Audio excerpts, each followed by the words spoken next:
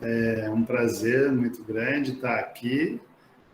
Estou vendo muitos amigos aqui, agora tenho mais alguns, né? Eu quero agradecer grandemente ao professor Vicente de Paula pela acolhida, né, da minha proposta. E agora quero agradecer a todos vocês, a professora Ana Sancha e a professora Franciclé, né, Franci, pelo que eu entendi, do professor Vicente. Muito prazer a todos. Francisco, tem 2 Francisco, né? E a Camila Sá parece ser uma das responsáveis pelo andamento do evento. Eu quero, em primeiro lugar, dizer que é um enorme prazer estar aqui. Eu sou um professor no cantinho do mundo, tentando fazer alguma coisa de útil. No geral, a gente consegue quando se esforça, né? Porque todo mundo quer fazer coisas boas e todo mundo aceita fazer coisas boas. E todo mundo será bem-vindo às reuniões do Imago, tá? O Imago faz reuniões quinzenais, sempre às 19 horas, a próxima será no dia 13. As reuniões do Imago estão abertas a quem quiser participar, e eu vou disponibilizar o link do Google Meet no WhatsApp para que vocês possam, quer dizer, se o WhatsApp voltar, né? Para que vocês possam assistir as palestras e até participar delas, né? Porque não sou só eu que falo, quem fala, todo mundo fala. E a gente tem pessoas do Brasil inteiro, não temos ninguém do Ceará, precisamos arrumar alguém do Ceará, né? Bom, eu estou muito feliz de estar aqui. Eu vou compartilhar alguns slides com vocês. Eu prometo não me alongar demais, porque eu acho que eu coloquei um tema polêmico que eu gostaria que vocês opinassem. É uma sala de aula, né? Aqui é uma sala de aula, eu espero que seja, e eu vou tentar conduzir assim a nossa reunião, tá? Bom, então eu vou apresentar e para que vocês possam, vou colocar a tela inteira, assim, todas as vezes que eu mudar, vocês poderão entender o que eu estou fazendo, tá? Eu pensei neste tema justamente porque é um tema que sempre eu levo para a sala de aula e que gera uma necessidade de um trabalho com os alunos para que eles entendam como é que todo esse pensamento ele surgiu. Bom, se vocês tiverem alguma dificuldade para me ouvir, vocês simplesmente falem que eu retomo, tá? Eu acho que está tudo certo, não é? Está todo mundo me ouvindo, não é isso?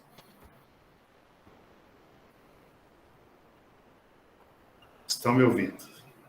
Sim, professor, estamos ouvindo. Pronto. A tela está compartilhada. Isso. É sempre essa necessidade. Bom, o tema é pensamento. O pensamento somente entende forma e ordem, né? Aí eu quero trazer à tona para que vocês repensem algumas frases de alguns pensadores importantes que eu tenho certeza que vocês já leram, que é uma ideia do Aristóteles, algumas ideias do Saussure, algumas ideias do Humboldt, algumas ideias do Ion Slev e algumas ideias do Voloshinov.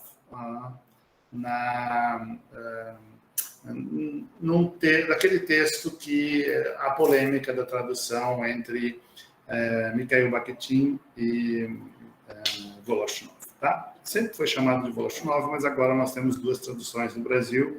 Eu coloquei a tradução lá para que vocês, quem quisesse ler, eu coloquei a tradução antiga, né? Aquela que pertence ao Mikhail Bakhtin, que nós costumamos chamar de Mikhail Bakhtin. E eu acho que eu vou falar esse nome porque ele é o mais conhecido, né? É o que é o mais fácil de entender. Então, para começar de fato, então nós temos 3 ideias nessa minha proposta, né? 3 núcleos, né? Nessa minha proposta: pensamento, forma e ordem, tá? Então,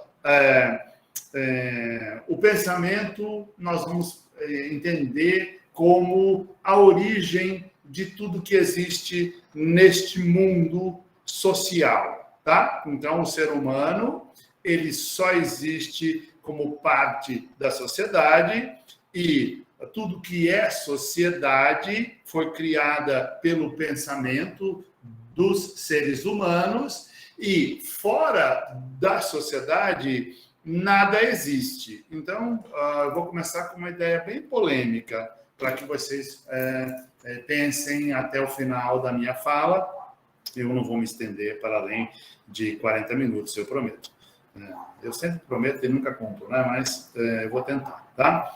Então, na sociedade, se nós pensarmos no que o Aristóteles propõe para o conceito de ser humano, nós vamos entender que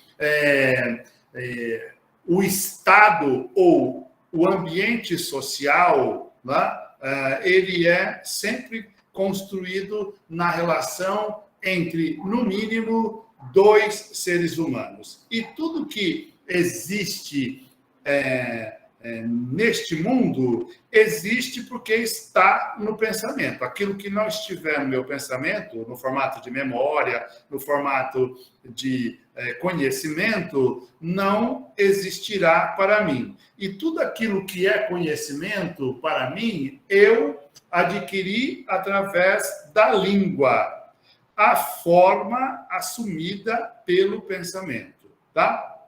E, lógico, se aquilo que aparece no meu pensamento como forma, então, só para lembrar, o Saussure diz que a língua é forma e não substância, eu vou falar um pouco mais sobre isso. Então, o pensamento só entende forma porque ele só entende aquilo que é língua, e ele só entende forma na ordem que a língua nativa, a língua que estivermos falando, nos apresenta. Então, fora da ordem, não tem compreensão. Então, nós temos que apresentar o nosso pensamento como forma da língua e na ordem prescrita pela língua. Então, fora da ordem e fora da forma, o pensamento não entende. Então, essa é a minha proposta, eu tenho escrito sobre isso, eu espero que seja o meu próximo livro sobre o assunto, né, discutindo a relação do pensamento com a língua e com tudo que nos cerca. Então, eu vou lembrar vocês de uma polêmica importante que aparece no Benveniste, né? Apareceu antes em outros pensadores, apareceu em Aristóteles, aparece em Condillac, né? E Etienne Borot de Condillac, no século XVIII, aparece em Humboldt, no século XIX, e aparece em Saussure, no século XX, e no século XX se discutiu muito isso, né? Então, se tudo que nós pensamos no formato da língua, que é a instituição social, né? Como disse o Saussure, é a primeira instituição social. Então, se tudo que nós pensamos na forma da instituição social língua, então, fora da instituição social língua, nada existe. Logo, nós não temos conhecimento da natureza, né? Então, aquilo que nós costumamos chamar de natureza é um conceito que nós criamos dentro da nossa língua, né? Língua portuguesa brasileira, e o conceito de natureza em inglês, ou em francês, ou em japonês, especificamente essas línguas, que são aquelas que eu mais estudo, ou o italiano, ou o alemão. Essas línguas, elas têm outros conceitos de natureza. Então, de fato, não existe natureza para o ser humano. O que existe é uma sociedade em que a natureza é tratada como suja, violenta, perigosa, né? E que nós destruímos e reconstituímos no formato da sociedade, tá? Eu vou deixar assim, porque vocês devem estar pensando em Rio Amazonas, em Amazonas, em Pantanal, em vulcões e etc. E eu sei que depois vocês vão me perguntar sobre isso e eu tenho resposta, tá? Eu sou linguarudo, eu tenho resposta para tudo, tá? Então, fica aí a ideia inicial e eu vou passar para frente, mas eu quero lembrar vocês desses 2 temas que estão aí em amarelo lá no início dessa tela. O objeto neste trabalho é a relação linguística do pensamento com tudo que o cerca. Então, o aí é o pensamento, né? Então, tudo que cerca o pensamento. Então, tudo que cerca o pensamento é objeto linguístico, em objeto da relação linguística, tá? Então, eu insisto, fora do ambiente linguístico, fora da língua, nada existe. E, então, o nosso mundo, ele é muito particular. Cada um de nós tem um mundo muito particular, né? Porque cada um de nós tem um conhecimento linguístico das coisas do mundo muito diferente uns dos outros. Aqueles que são matemáticos, físicos, químicos, médicos, professores de língua portuguesa, professores de geografia, nós temos, então, conhecimentos muito diferentes mas a nossa relação é sempre linguística, porque fora dos nomes, fora da ordem, fora da forma da língua, não existe pensamento, não existe como pensamento reproduzir o conhecimento ou entender o conhecimento. Vou deixar assim mais simplesmente, para não complexar demais, tá? Tudo que apresenta uma materialidade para os sentidos humanos é transformado em um plano de expressão. Então, essa é uma outra ideia muito importante que eu quero trabalhar aqui, porque lá no Saussure, e depois no Benveniste, no André Martinet, na semiótica, na pragmática, nós passamos a lidar muito profundamente com a noção de texto. Então, o Saussure diz, o ser humano... quando ele explica o valor, ele diz, o ser humano, na verdade, lida com o mundo no formato de texto. Então, o texto, ele é a forma completa de sentido com o qual nós nos relacionamos. Então, tudo aquilo que nós sentimos, né? E nós sentimos com os nossos 5 sentidos, né? Nós transformamos em texto. Então, o mundo externo, todas as coisas, inclusive os sons da nossa fala, eles se transformam em um plano de expressão. O que é isso? É um elemento externo aos nossos sentidos, que atinge os nossos sentidos e se transforma, então, naquilo que nós chamamos de plano de expressão. Porque é no plano de expressão que a gente aplica o conteúdo, o sentido, né?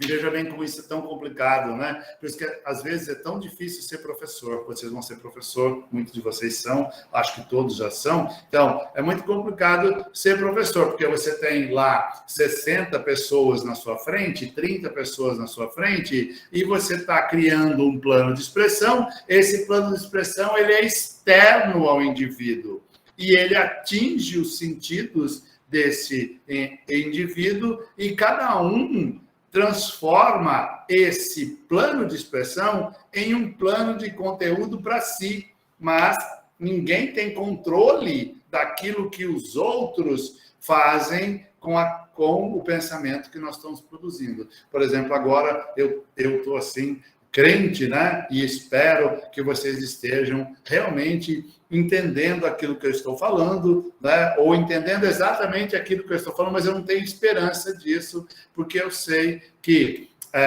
muitas das coisas que eu estou falando atingem os sentimentos ou a revolta, então atinge as paixões de todo mundo e atinge também o conhecimento, porque o conhecimento prévio facilita a compreensão, né? Eu estou tentando falar para todo mundo aqui, porque a professora Sancha falou que ela não sabe nada de linguística, é mentira, né? Mas ela disse isso, ela foi assim humilde, né? Mas eu tenho certeza que todo mundo sabe um pouco de linguística, porque todo mundo fala, e como fala, sempre sabe alguma coisa. Então, eu espero que vocês, então, todo mundo está entendendo, porque como eu estou falando língua portuguesa brasileira, e vocês também são falantes da língua portuguesa brasileira, todos vocês estão entendendo pelo menos uma parte, ou alguma coisa, ou tudo, né? Aqueles que estão muito inteirados dos assuntos que eu estou falando, aqueles que me conhecem muito também, né? Tem muitos amigos meus aqui, também estão entendendo mais, porque é assim que funciona o nosso pensamento. O nosso pensamento ele é treinado, né? E a escola tem um papel maravilhoso com isso. Vocês estão numa universidade. A universidade ela é o local onde o conhecimento é acelerado. E o conhecimento ele é sempre língua, porque ele é sempre social, tá? O conhecimento é social, ele está na língua. Se a gente quiser adquirir o conhecimento, a gente tem que adquirir a língua em que o conhecimento é transmitido. Então, vou dar um exemplo bem simplório, né, para que vocês consigam me entender. Se vocês quiserem ser matemáticos, vocês vão ter que adquirir a fórmula linguística da matemática para serem matemáticos, porque, acima de tudo, a matemática, ela é língua, tá? Ela é língua. Então, fora da língua não existe forma, fora da língua não existe ordem. E como o pensamento ele é 100% alimentado pela língua, então a gente nasce uma folha em branco e aí vão, né, alimentando o nosso pensamento com língua e nós nos tornamos, então, nós entramos em posse, né, da fala, e com a fala nós entramos de posse com o conhecimento. E conforme nós vamos adquirindo novas experiências linguísticas, sempre nós vamos adquirindo novos conhecimentos. Então, o conhecimento ele é sempre social e ele sempre está na língua. Então, adquirir conhecimento significa adquirir a língua em que o conhecimento está. E o pensamento, ele só funciona se ele tiver a língua, né? Então, vocês devem ser professores de redação, eu sei disso, né? Então, quando a gente vai dar aula de redação, a gente quer que as pessoas escrevam sobre algum assunto, a primeira coisa que a gente faz é tentar instruir as pessoas naquele assunto, né? Porque elas precisam ter conhecimento, elas precisam ter a língua para falar sobre aquele conhecimento. Porque se elas não tiverem a língua, elas não vão conseguir falar do conhecimento, tá? Então, eu vou para frente, depois eu volto nessa lei, porque aí está a minha conclusão também, tá? Então, aí eu vou lembrar vocês, eu vou partir do Ferdinand de Saussure, né, do curso de Linguística Geral, e eu coloquei a data da primeira publicação, 1916, tá? Então, tem duas versões no português brasileiro, duas publicações, é o mesmo texto, estão com duas publicações. E aqui eu estou citando a de 2012, tá? A segunda publicação. Online, né, disponível para todo mundo. lá no Google está a publicação de 1971, tá? Mas aí, por que eu vou tomar o Ferdinand de Saussure como o meu primeira ideia? Primeiro porque vocês costumam estudar, vocês não, todo mundo, né, costuma estudar Ferdinand de Saussure no início do curso de letras, se discute muito o curso de linguística geral e como eu vou tentar fazer uma historiografia linguística, eu vou usar a metodologia da historiografia linguística e a gente sempre parte de uma ideia central. A ideia central, então, é o conceito de forma que está lá no curso de linguística geral. Eu já disse para vocês e repito, a língua é forma e não substância. Veja bem que a substância ela faz parte da linguagem, tá? A substância faz parte da linguagem, está explicado muito bem lá no Ion Slev, né, nos prolegômenos, que é o texto que eu disponibilizei lá, que eu vi que o professor ele espalhou para todo mundo, colocou lá no WhatsApp, e eu acho que todo mundo conseguiu baixar. Tá? Ele está disponível online, é só colocar o nome do Ion Slev e do livro lá no Google, que aparece o texto, tá? Em português. Nós somos muito bons em piratear textos, né? Graças a Deus. Então, a língua é forma, tá? Isso é fundamental que nós assimilemos. A língua é forma. Aqui o professor Vicente está colocando uma ideia. Bom, depois a gente lê tudo, né? E a gente comenta tudo e faz vocês falarem também, tá? Então, a língua é forma, tá? Então, não é substância, tá? Dito isso lá no curso de Linguística Geral, tá? Então, o Saussure está fazendo referência a um texto que foi lido no século XIX por todo mundo, que é o texto do Humboldt, né? Sobre a diversidade da estrutura da linguagem humana, que eu apresento para vocês daqui a pouco. Nós também, ele não existe em português, mas ele existe em PDF, em alemão e em espanhol, tá? Eu posso, em castelhano, eu posso disponibilizar também para vocês, mas está fácil de achar no Google, tá? Então, eu quero deixar bem claro, porque existe, às vezes, uma certa confusão com relação à substância. A substância faz parte da linguagem, tá? E ela não pode ser observada, porque a substância, ela não existe como palpável, ela não é matéria, tá? Então, o que é matéria é sempre a forma, é por isso que a língua é forma, porque ela é matéria, porque ela é concreta, como disse o Saussure. E ela é concreta, por isso que ela pode se materializar na forma do texto, né? O texto falado, o texto escrito, ou qualquer tipo de texto, né? Porque nós temos textos que se organizam nos 5 sentidos. No geral, os textos se organizam em pelo menos 3 sentidos. Então, eles são sempre sincréticos, né? Posso dar um exemplo para facilitar. A diferença de ler um texto em PDF no computador ou pegar um texto, o mesmo texto num livro de capa dura, com cheiro de biblioteca, né? Aí, então, o cheiro do livro, a estrutura do livro, ele vai dar uma motivação muito diferente de ler no computador, uma forma em PDF, muitas vezes com as letras embaçadas, né? Então, por isso que o texto é sempre sincrético, porque ele é com os olhos, se ele for escrito, e quando ele é falado, tem sempre a visão, né? Além da audição, tem a visão, tem a imaginação que a gente cria da outra pessoa, se ela não estiver na nossa frente, no caso de telefone e etc. Tá? Então, a língua é sempre forma, porque sempre nós vamos procurar a forma que está sendo veiculada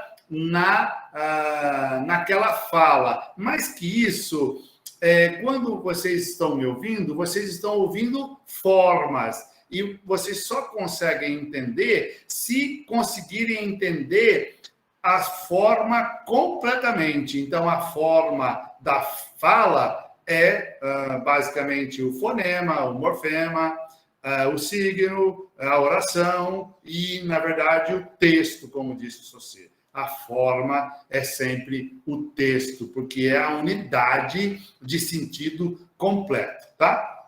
Então, depois, os prolegômenos trabalham muito bem com os níveis da análise linguística, mas se vocês quiserem uma leitura mais veloz, é mais complexa também. Está no capítulo 10 do livro 1 do Émile Benveniste, tá? O capítulo 10, os níveis da análise linguística, e ele explica muito bem.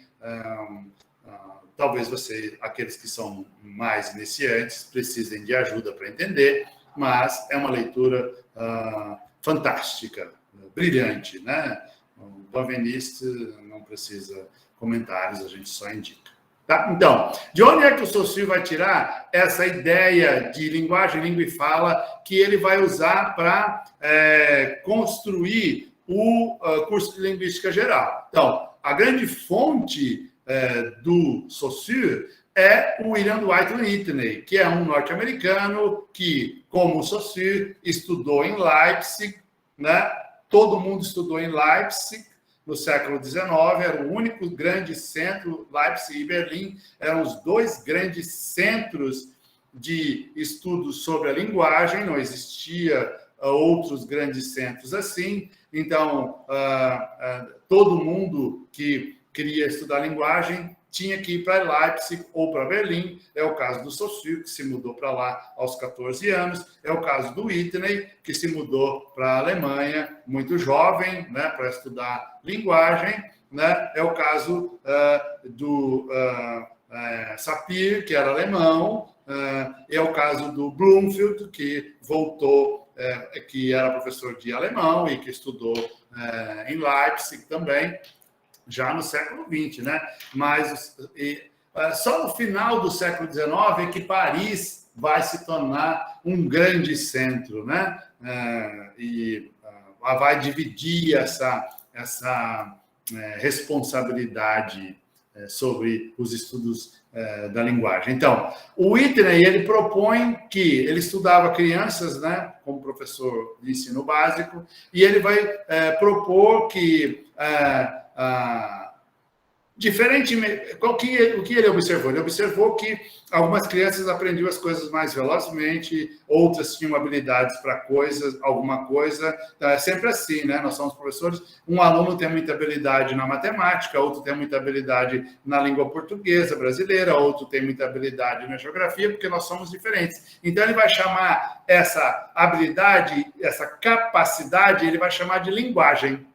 Né? E a linguagem, ela se manifesta na língua e então, a língua é concretizada, né? É uma concretização da linguagem. Ele chama a língua de uma instituição social, como todas as outras instituições sociais. O Saussure vai corrigir isso, né? O Saussure vai dizer que a língua é uma instituição que antecede as outras, né? O Whitney diz que nós temos a capacidade de linguagem. O Saussure vai dizer que nós temos a capacidade de aprender uma língua, né?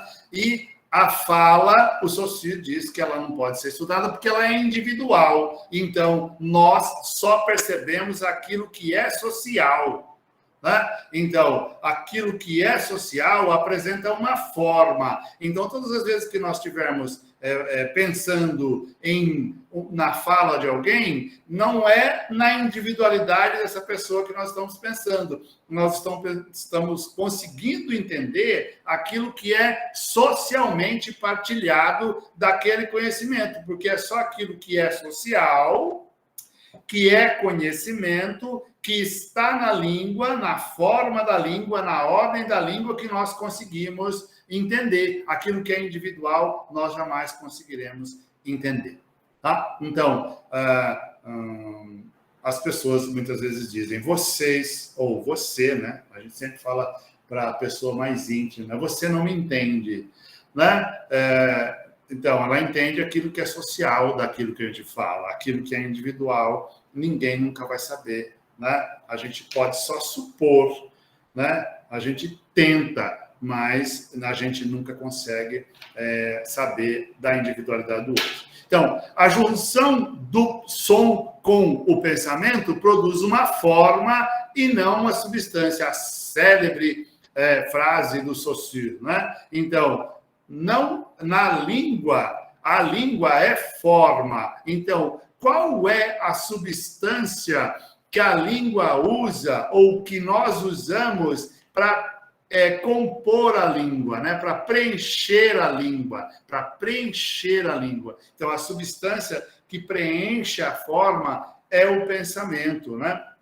Que provém o conteúdo, a memória, né? Provém o conteúdo para a forma. Então, quanto mais coisas a gente tem na memória, no pensamento, mais a forma da língua ela vai ser complexa e ela vai nos comunicar. Então, a língua ela é a forma, a substância é o pensamento, tá? Então, vamos deixar assim, porque quem vai explicar isso direitinho, a proposta do Saussure, quem vai deixar isso claro para a gente é o Ion Slev, tá? Nos prolegômenos, lá no capítulo 13. Eu vou tentar mostrar aqui, se eu não me enrolar demais. Então, tá. O pensamento somente entende formas. Eu já repeti isso muito e eu insisto. Então, fora da forma da língua, fora da ordem da língua, o pensamento não consegue atribuir sentido para aquilo que está dizendo. A gente chama isso de agramatical, de erro, né? O professor de português é craque para dizer isso aqui não tem sentido, isso é absurdo, você escreve mal, nós somos craques nisso, para pintar o texto todo de vermelho, mas então, é porque a forma da língua não foi manipulada, né? Manobrada, vou dizer assim, muito mais que manipulada, manobrada com maestria, com maior clareza, tá?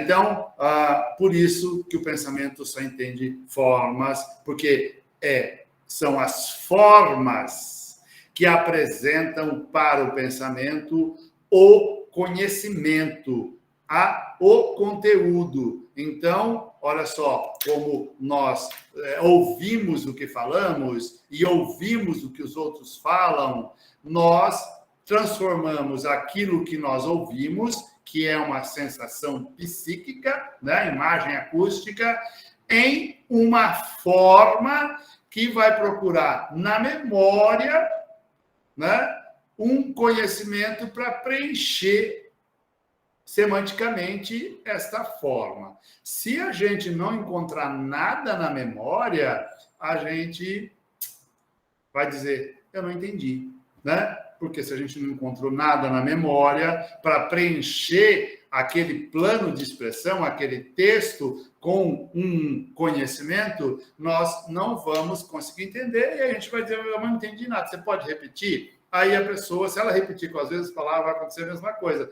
Mas professor é craque, né? Quando pede para repetir, a gente já sabe que tem que fazer tudo de novo, de maneira diferente e de maneira mais simples, porque a pessoa não está alcançando, né, o nível de formalização da língua que a gente está produzindo, tá? Aí tem uma frase do Saussure, uma citação, eu não vou ler para a gente não demorar muito. Tá? Aí eu voltei lá no início de tudo. Platão e Aristóteles falaram sobre tudo e eles trazem as informações mais básicas e importantes para que a gente consiga entender como é que nasceu os estudos sobre a linguagem, né? Porque nasceu lá em Platão e em Aristóteles, tá? Então, aí a ideia importante para nós aqui é a importância da sociedade, que o Aristóteles vai dar no livro A Política, tá? Então, na política, às vezes tem outros nomes, a política, ou a política, ou na política, sobre a política, né? Depende da tradução, tá? Mas eu peguei um texto que está escrito só política, tá? Então, a importância da sociedade, a conceituação de sociedade e de instituição social. Lá, o Aristóteles diz que, né, a criação do Estado, né, que vai ser chamado de nação no século XVIII e XIX, e que nós conhecemos como sociedade, coletividade, né, no século XX. Então, a importância que tem o Estado na organização e na constituição do indivíduo animal como ser humano. Então, o Estado obriga ao indivíduo animal, ser humano, a se transformar em cidadão e em, como nós chamamos no século XXI, em sujeito, né? A transformação do indivíduo como parte da espécie animal, né? Que nós chamamos de humanos, em um cidadão, parte de uma sociedade, parte de um Estado. E este cidadão, ele é instruído a respeitar as leis, a respeitar os valores, e é assim que ele se transforma em um ser coletivo, né? E ele vai entender a justiça, a verdade e os valores humanos. Então, quando nós estamos, então, na sociedade, nós somos forçados, né, a respeitar a ordem. E a ordem, ela é passada para nós pelas pessoas que são nossos preceptores, né? Família, escola,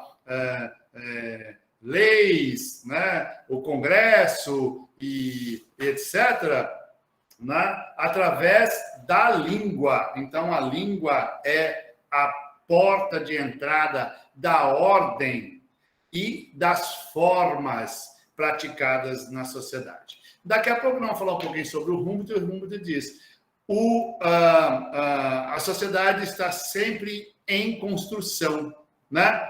Então, todas as vezes que um grupo assume a liderança, ele assume com a motivação e a obrigação de consertar aquilo que a sociedade, aquilo que os seres humanos anteriores àquele grupo fez, né? Então, é assim que a sociedade evolui, de tal maneira que o bem e a verdade e os valores puros sempre vão predominar na sociedade. Sempre vão predominar na sociedade, de uma maneira ou de outra, porque todas as vezes que alguém cometer um erro, no futuro, outra pessoa vai ter que consertar esse erro. E ela vai consertar, vai refazer, vai reexplicar. Então, é assim que a sociedade evolui, é assim que a humanidade evolui, tá?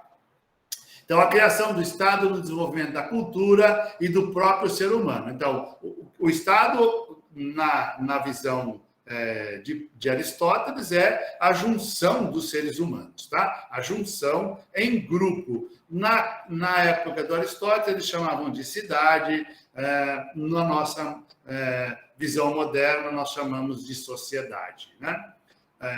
A gente sempre precisa fazer essas interpretações, né, de acordo com as épocas, para que a gente entenda melhor o pensamento que existiu.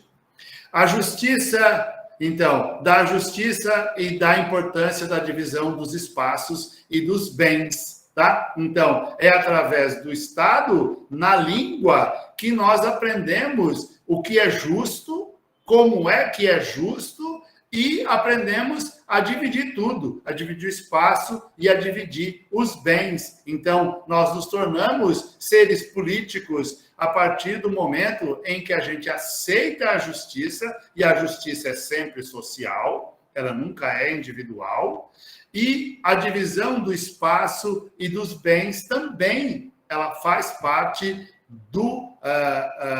da constituição da ordem social. Então, a índole do indivíduo pode ser controlada. Então, em sociedade, a índole do indivíduo pode ser controlada, né? Fora da sociedade, ele vai ser um bicho, como outros bichos, né? A gente, em sociedade, a gente tenta controlar, por exemplo, bichos, né? Cachorros, gatos, e eles geralmente dão muito trabalho, porque eles têm menos formas, menos memória, tem pouca memória, por isso que eles se transformam pouco, né? Eles são sempre muito iguais, porque eles têm pouca memória, né? Eles adquirem muito pouco conhecimento. O ser humano pode mudar da água para o vinho assim em pouco tempo, justamente porque ele tem uma grande memória e ele vai assimilar uma grande quantidade de conhecimento. Então, na sociedade, então, no Estado, a índole do indivíduo pode ser controlada, então ela pode ser transformada em sujeito, né? Em cidadão. Então, sujeito e cidadão, no século XIX, eram sinônimos. Tá? A sociedade é que ela cria, por meio da justiça, a ordem. Então, a sociedade cria a ordem por meio da justiça. Então, a justiça ela é fundamental numa sociedade, porque é ela que determina a ordem social. E a ordem social, ela é sempre linguística, ela é sempre transmitida através da língua, porque a língua é a formalização do pensamento, que, como disse o Saussure, é amorfo, né? O pensamento não tem forma, ele assume a forma da língua. Então, tanto quando nós produzimos conhecimento, quando nós adquirimos o conhecimento, nós sempre adquirimos na ordem da língua. E, as línguas são, na instância profunda, como disse o Humboldt, elas são todas iguais, né, no planeta inteiro. Por isso que qualquer um de nós pode, então, aprender qualquer língua que exista no planeta, porque todas elas são feitas de fonemas, morfemas, signos, orações, frases, todas elas se apresentam como texto, tá? Então, mas, de maneira bem concreta, nós, na superfície, na instância profunda são todas iguais, mas na superfície, na manifestação textual, todas elas são diferentes. É por isso que nós não conseguimos entender aquilo que os japoneses falam, mesmo que nós saibamos que eles estão usando fonemas, morfemas, signos, frases e texto, né? Nós precisamos nos inteirar daquilo que eles estão usando como nesses níveis de análise para que a gente saiba o que eles estão dizendo, tá? O ser humano, um animal político, precisa da sociedade para viver. Então, fora da sociedade, nós não vivemos. Se nós abrirmos mão da condição de cidadão, nós não vamos conseguir viver, nós não vamos estar presente nas coisas do mundo, nós vamos nos tornar um bicho, uma coisa esquisita. Eu acho que vocês, aí na cidade de vocês, já viram pessoas que abrem mão da condição de cidadão e vivem à margem de tudo, fora da ordem, fora da norma, né? Então, é difícil entender o que aquelas pessoas estão fazendo, porque elas estão tão fora da ordem e tão fora da norma que nós não conseguimos entender o porquê que aquelas pessoas terminam assim, tá? Então, aí eu vou voltar no século XIX, né? Então, lá do século IV antes de Cristo, eu passei para o século XIX, 1836. Então, o Humboldt, ele também vai dizer que a língua é forma, tá? Então, antes do Saussure, quem disse claramente que a língua é forma é o Humboldt, e é ele que os outros repetem. Eu coloquei o nome do livro em alemão, né, o original, que está disponível em PDF, e tem a tradução em inglês, né? Eu coloquei o nome em inglês, existe a tradução para o castelhano também, mas eu coloquei em inglês porque eu supus que ficasse mais acessível, né? Já que o livro em castelhano não pode ser vendido, mas o livro em inglês é facilmente adquirível na Amazon e na Livraria Cultura, e eu acho que na estante virtual também existe para vender, eu não sei. Então, olha só. A língua é forma, então, repetindo, né? Então, esse é um pensamento que vem de muito antes, mas o Humboldt ele vai trabalhar no texto dele profundamente com a manifestação, tá? Então, ele trabalha com o discurso muito próximo da ordem daquilo que o Platão e o Aristóteles trabalharam. Então, não é segredo para ninguém que o Aristóteles escreveu quase tudo que escreveu falando sobre o discurso, geralmente o discurso em público mesmo, o discurso no sentido mais literal que nós conhecemos, né? Então, o Humboldt vai trabalhar com a ideia de discurso, então, como manifestação, né? Como a forma que se opõe a uma matéria, como está escrito aí, ó.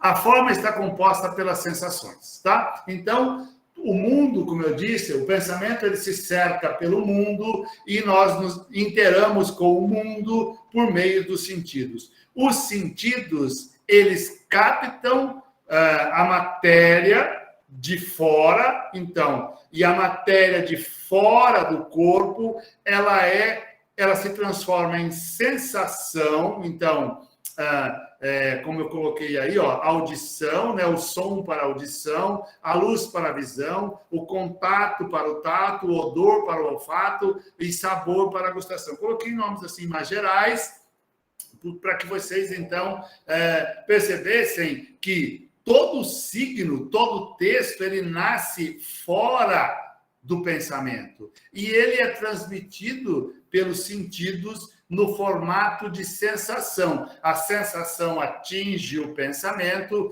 e lá é transformado em ideia. A ideia pode virar linguagem, tá? Então, as sensações são estimuladas pelo ambiente externo e elas então são transformadas em ideias que são transformadas em linguagem e em língua.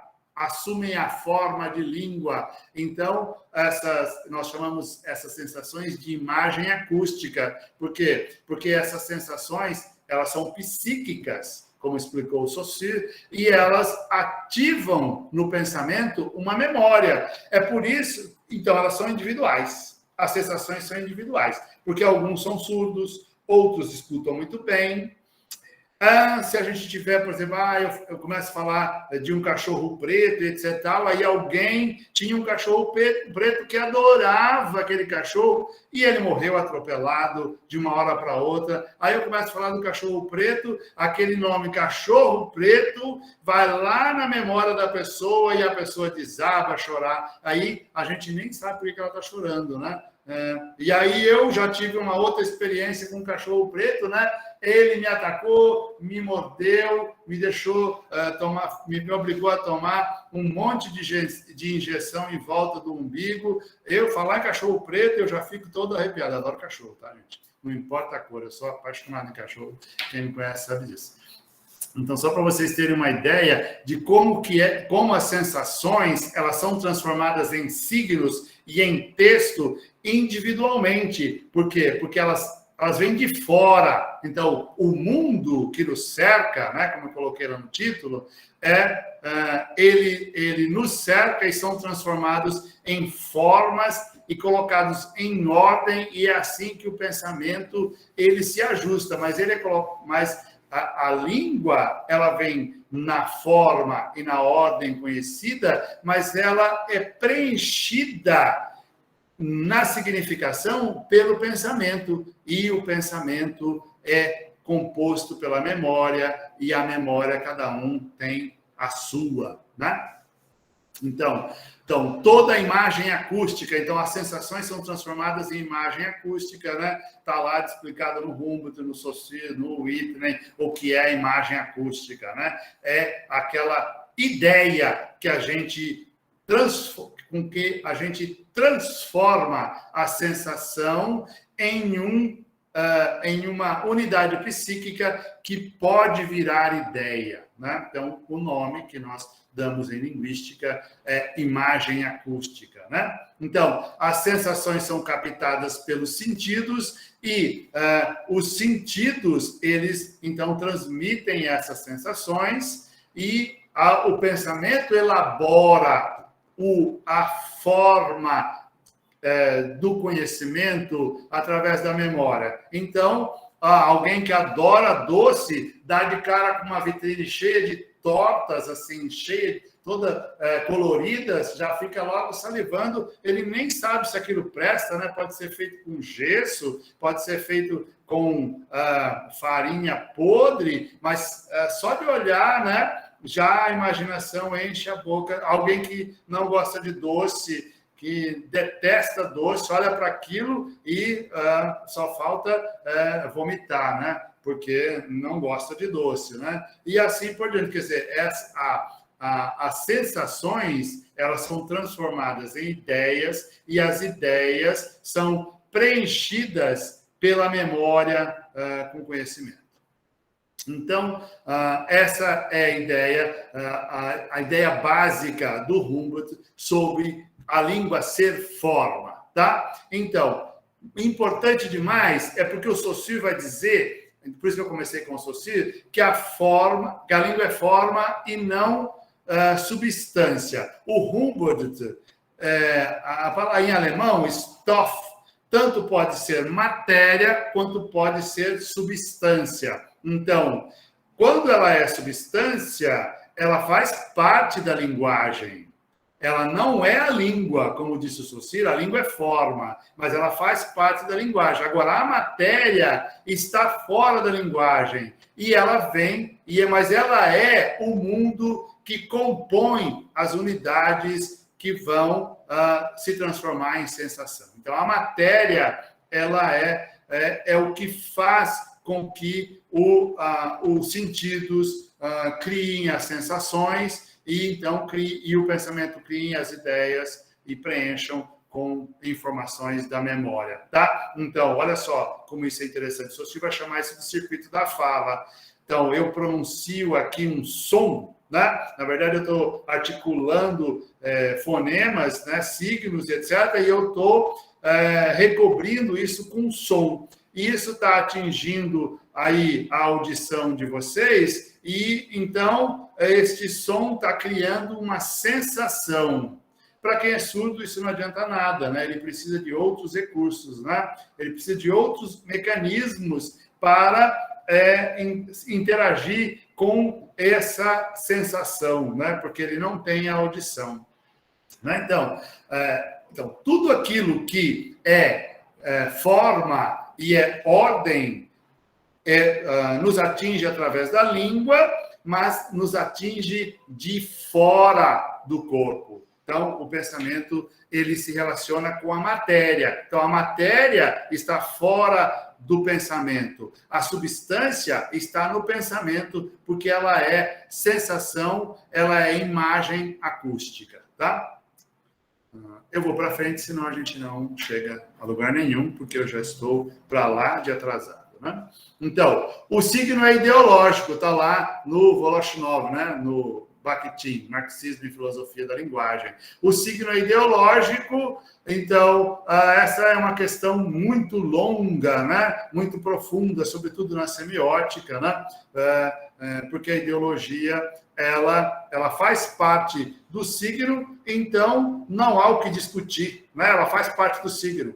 Ninguém vai produzir um texto, vai transformar uma sensação em texto sem aplicar o seu conhecimento, a sua verdade àquele texto, né? É por isso que o signo é sempre ideológico, porque ele está sempre traduzido naquilo que nós temos como paixão, né? Então, o signo está sempre traduzido pelas nossas paixões, por isso que ele é sempre ideológico, né?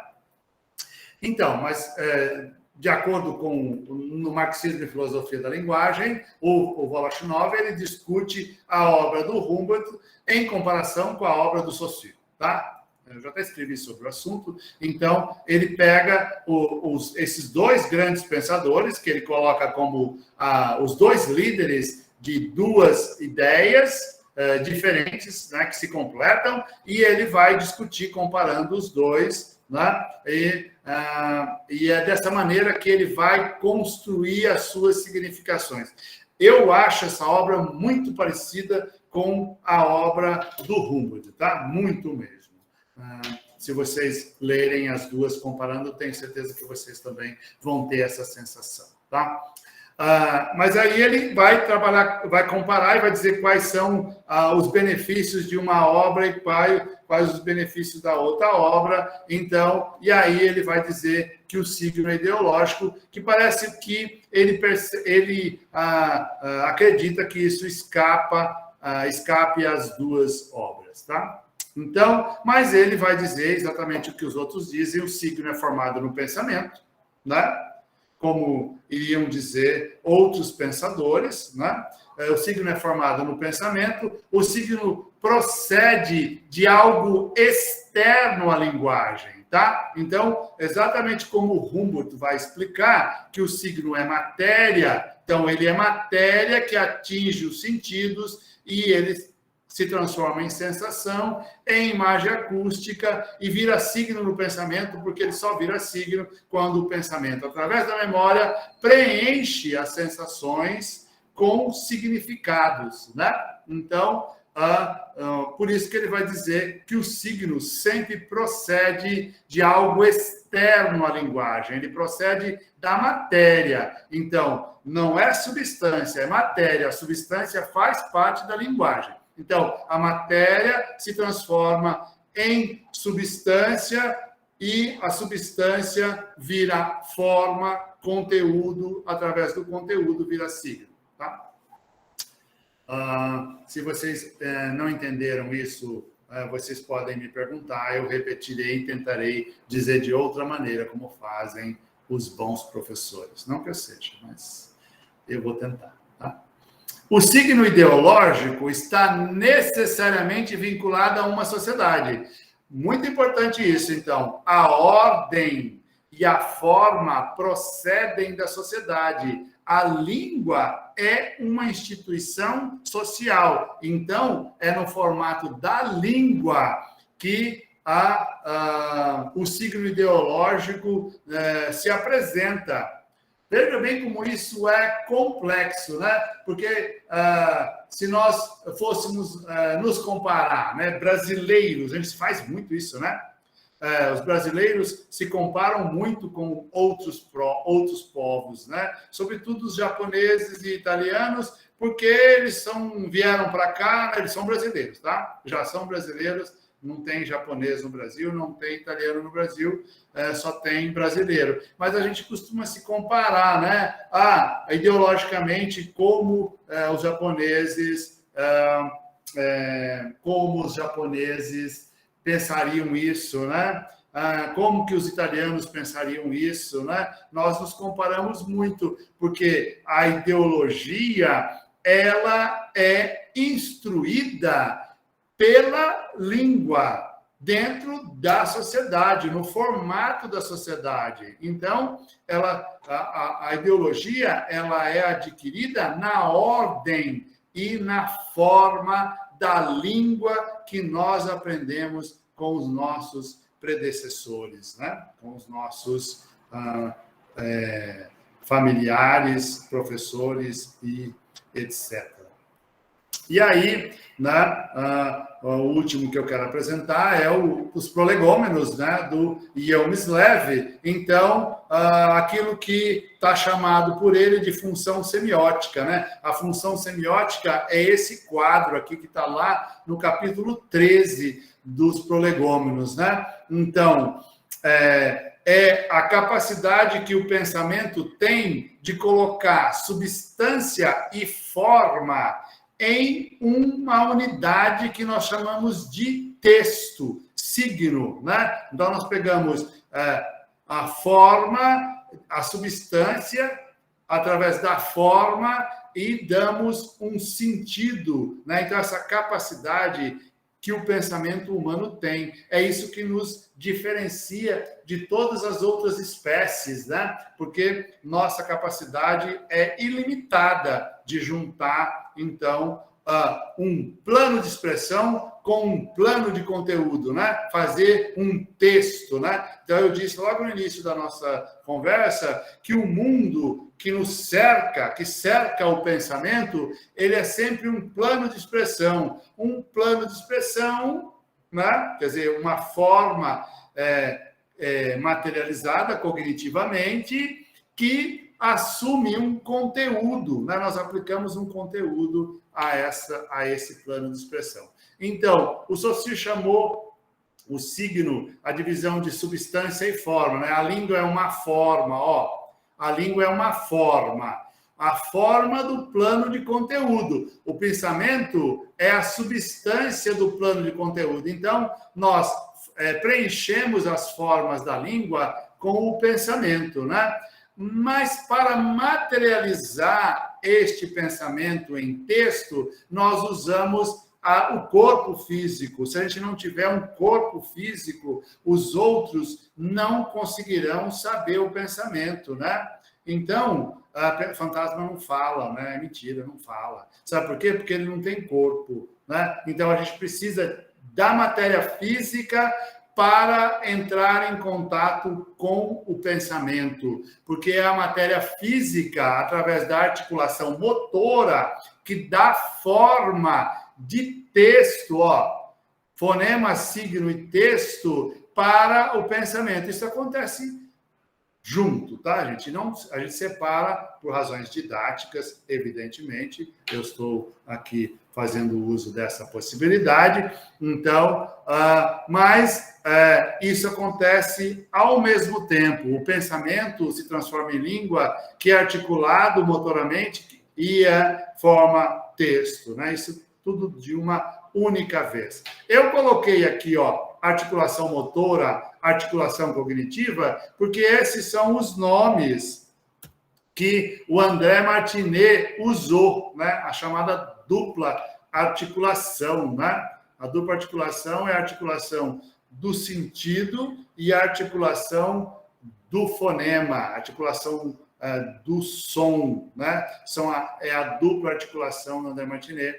Então, dá para juntar com essa ideia do Ian Mislever, né? Então, nós articulamos cognitivamente o sentido e o corpo transforma, através da língua, e pela articulação motora, em um plano de expressão, tá?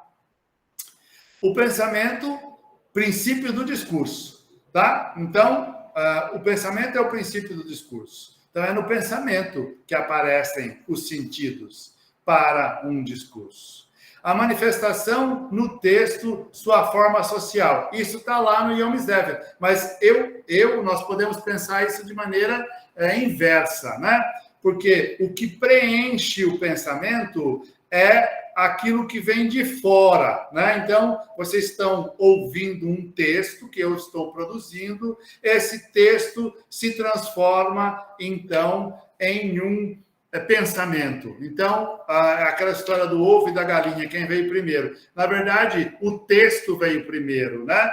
A galinha veio primeiro, né? Então, primeiro tem a galinha, depois tem o ovo, depois a gente vai ter, através do ovo, a galinha de novo. Mas, então, neste caso, o texto, porque quem ouve primeiro o texto que eu estou produzindo sou eu.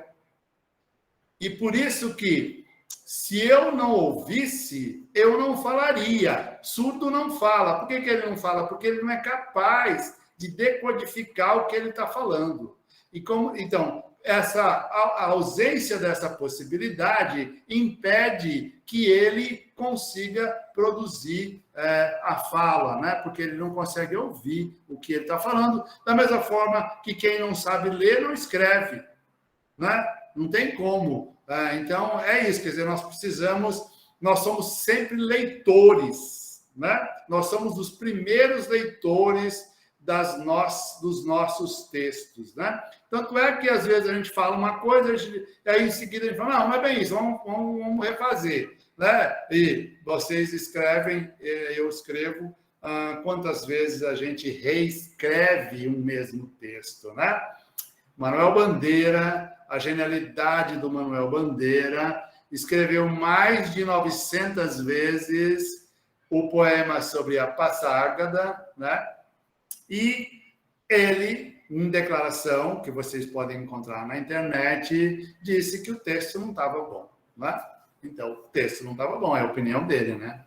Nós vamos ficar assim, né? Então, vamos lá, olha só. Manifestado no texto, sua forma social, tá? O pensamento manifestado no texto, a sua forma social. Então, ele precisa da língua. Sem a língua, não tem como o texto existir. Então, está escrito lá no Ion Mislev. A gente pode ter língua sem ter texto, mas a gente nunca teria texto sem língua, tá? Então, não teríamos processo sem sistema, né? Nunca. A gente pode ter o sistema sem nenhum processo, mas a gente jamais teria um processo sem sistema. O processo é completamente dependente do sistema. O pensamento e a língua estão internos ao indivíduo. Então, ninguém vai saber a língua que eu tenho aqui. Cada um tem a sua língua, como cada um tem o seu pensamento, porque isso é parte do aprendizado, né? Da memória. Tanto a língua quanto o pensamento são partes da memória, né? Então, o pensamento e a língua são articulados em texto, tá? Então, a articulação cognitiva e a articulação motora transformam o pensamento e a língua em texto, tá? Isso que é fundamental, que a gente entenda. O texto é o objeto em que o pensamento e a língua estão manifestados. A língua para Saussure é a forma, porque a substância faz parte da linguagem. Eu estou repetindo isso algumas vezes, né? Então, a língua é forma, como disse Saussure, não é substância, mas a substância faz parte da linguagem, porque ela é a imagem acústica. O que não faz parte da linguagem, como explicou o Humboldt e repetiu o Voloshinov, é a matéria, porque ela está ela está no ambiente fora do corpo físico, fora do pensamento, fora da língua, tá? Então, eu vou voltar lá ao início que eu prometi, né? Discutir um pouco essas ideias aqui. Agora, eu acho que eu ainda tenho 5 minutos, né? Eu vou até às 20h10, não é isso? Às 20h10, é isso? Ou eu já ultrapassei muito de longe? Eu nem sei mais. Tá? Eu comecei a falar às 19h, 1h10, né? Foi o que me foi requisitado. Eu vou tentar manter o horário para a gente poder ter possibilidade de a gente discutir coisas. Eu não tenho pressa, tá, gente? Eu fico aqui até a meia-noite sem nenhuma dificuldade. Então, a língua é social e dá forma ao pensamento. Eu acho que agora vocês conseguiram entender a minha proposta, né? Todas as sensações que os sentidos captam são transformadas em ideias e signos pelo exercício de examiná-las através da memória. Então, é este processo. Nós somos atingidos por um som, por uma imagem, por um cheiro, e o sentido transforma isso em sensação, que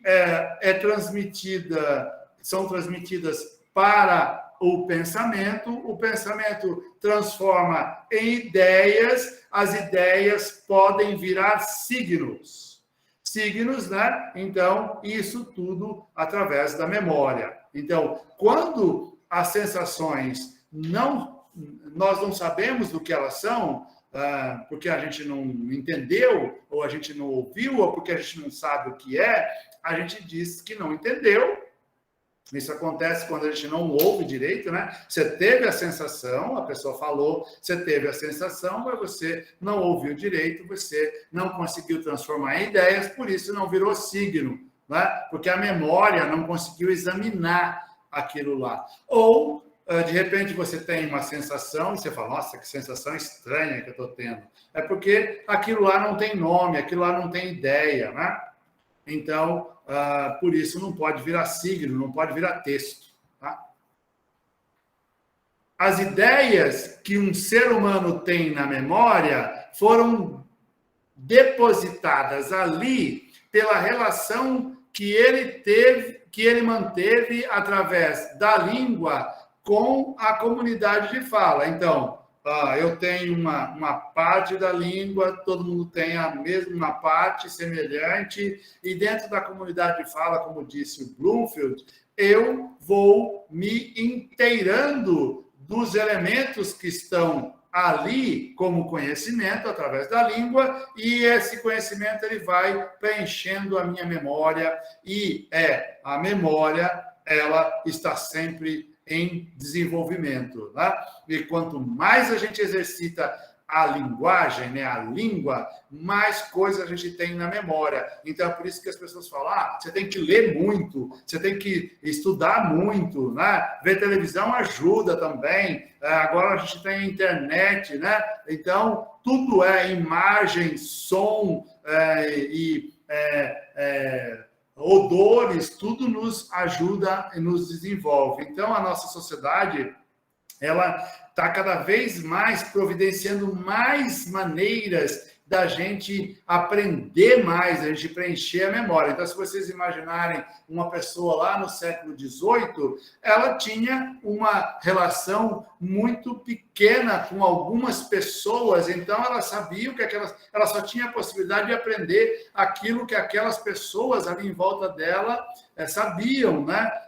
Porque não se viajava, não se ia muito longe, e não se tinha acesso à informação com facilidade, né? Então, a nossa sociedade ela está evoluindo nesse sentido, que quanto mais informação a gente tem, mais a gente consegue desenvolver informação, mais a memória se preenche de conhecimento, mais fácil fica da gente se relacionar com as coisas do mundo, né? Ainda a gente tem muita gente que tem pensamentos toscos, né? Que acreditam em coisas que não são possíveis. Nós, no Brasil, nós acreditamos no sobrenatural com maior facilidade, né? É muito fácil nos convencer que aconteceu milagres e outras coisas, porque o povo brasileiro tem essa formação espiritual muito à flor da pele. Isso isso é muito diferente, por exemplo, entre os franceses, entre os norte-americanos também são muito parecidos conosco, entre os ingleses e entre os japoneses, porque tem uma cultura mais ligada à materialidade, à refutação do sobrenatural. É só um exemplo, tá, gente? Para que vocês... E quanto mais a gente for conversar ou lidar com pessoas que estejam em um mundo mais reduzido, eu estou dizendo assim no sentido de informações, mais essas pessoas elas são vulneráveis a esses conhecimentos sobrenaturais. Então, é mais fácil você convencer uma pessoa que Deus curou ela do que convencê-la de que foi a ciência que a curou, tá? Só um exemplo, tá, gente? Todas as ideias são linguísticas e formadas de acordo com a sociedade, tá? Então, é tudo formado linguisticamente dentro da sociedade, tá? Portanto, qualquer avaliação que um ser humano faça de uma sensação será através da língua e cultura, da sua língua e cultura, tá? Já dei alguns exemplos. E aí, né, vamos encerrando o nosso trabalho. Um texto, todos são sempre construídos por vários sentidos, né? sentidos mesmo, aqui os 5 sentidos, que privilegie um sentido. Então, a fala privilegia a audição, mas a visão está sempre no conjunto. Se a gente sente um odor, a gente vai procurar com os olhos o que está provocando aquilo. Se a gente escuta um som, nós vamos procurar com os olhos. Quer dizer, é sempre um conjunto, né, dos sentidos que atuam, né? Então, mesmo que privilegie um sentido, qual seja a visão ou a audição, será interpretado de acordo com os valores depositados na memória. Então, salienta-se, a memória é sempre individual. É por isso que um som é diferente para uma pessoa para outra. Então, a gente pode falar de música, né? Nosso programa hoje começou com as músicas do Caetano, né? Aqui em Goiás, esse negócio aí não ia colar muito, não. O povo gosta muito mais de Gustavo Lima, tá? Botar Gustavo Lima, eles vão gostar mais. Por quê? Porque é parte da formação cultural local, né? E aí as pessoas identificam esses valores através da memória, então ela é individual. No nosso grupo de intelectuais, né, estudantes de letras, a gente vai logo naquelas letras complexas, né, do Caetano, e aí a gente entende, né, e a gente gosta. Se bem que as letras das músicas que o Gustavo Lima canta também são muito interessantes, tá? Uma pintura, uma escultura, uma maquete, uma rua, uma árvore ou uma floresta são textos, tá? Porque o ser humano se coloca completamente a partir do meio social. Então, a Amazônia, o que é a Amazônia, né? A floresta, ela é ouro, ela é madeira, ela é ar puro, ela é um monte de coisa, frutas, remédios, ela é a casa dos indígenas, ela é a salvação da humanidade, é o que ela não é a natureza. Ela é sempre alguma coisa que o ser humano aplica a ela. Ela deve ser preservada? Deve ser preservada porque ela é a salvação do meio ambiente para as futuras gerações. Não porque ela é natureza, mas porque ela é alguma coisa para o ser humano. Porque ela é o lugar dos animais, é porque no futuro ela pode ter plantas que curam as doenças, ou ela pode ter novas doenças também, né? Porque muitas das doenças infecciosas que nós temos, ela vem do fato da gente mexer nesses ambientes, né, de maneira irresponsável. Né? Então, o que nós temos que pensar é que não existe natureza, existe uma sociedade sustentável, ou que necessita ser sustentável. Tá? Já que tudo é social, nós temos que ter uma sociedade que seja sustentável, em que todos esses elementos caminhem equilibradamente. Tá? Então, já para finalizar, a interpretação de um texto na situação cotidiana exige que todos os sentidos estejam em pleno funcionamento e o plano de expressão construído resulta em valores subjetivos, na ordem e com a forma que o pensamento conseguiu recuperar das sensações. Então, eu estou andando na rua e eu estou vendo um monte de coisas e aquilo lá está me dando sensações, né, pelos sentidos, e eu, então, coloco aquilo em ordem, na ordem que o meu pensamento interpreta, e aquilo resulta em valores, né, que eu transformo num texto pleno de interpretação e interpreto aquilo, né? Então, e aí vai diferenciar, né, de uma pessoa para outra, né? Quem gosta de um ambiente cheio de pessoas vai se sentir mais confortável. Eu que gosto de um ambiente menos cheio de pessoas, se tiver muita gente, eu me sinto desconfortável. Então, essa interpretação do texto, ela é subjetiva de acordo com os valores adquiridos na sociedade e interpretados, manobrados individualmente, porque tudo que a gente aprende individualmente. Muito obrigado, e eu adoraria que vocês fizessem perguntas para que a gente possa, então, interagir. E, perdão, eu me alonguei um pouquinho mais, 5 minutos além daquilo que foi programado, mas eu fico mais 5 minutos.